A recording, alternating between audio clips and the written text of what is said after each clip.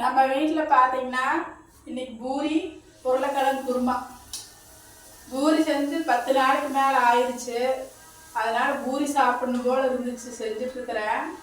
என்ன வேர்க்குது வெயிலுக்கு, அவ்வளோதான், வேறு வழி ஒன்றும் இல்லை.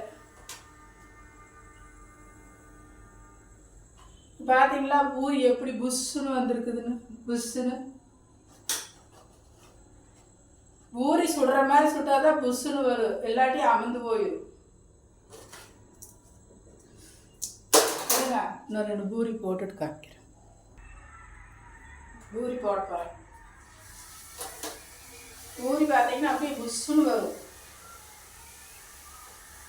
இதுன்னு காமிக்கிறேன், புஷ்ஷுன்னு வரட்டும்.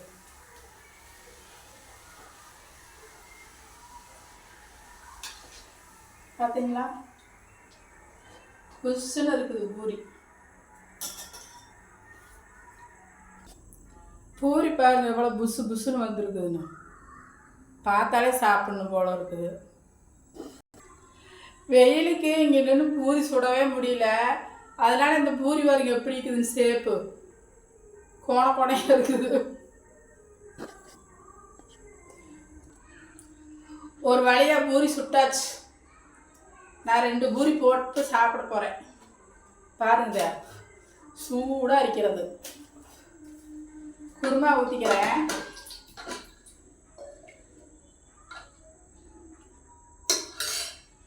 நைட்டு நம்ம வீட்டில் பார்த்தீங்கன்னா பூரி குருமா எப்படி இருக்குது பாருங்க, பார்த்தாலே சாப்பிடணும் போல் இருக்குது இல்லைங்களா?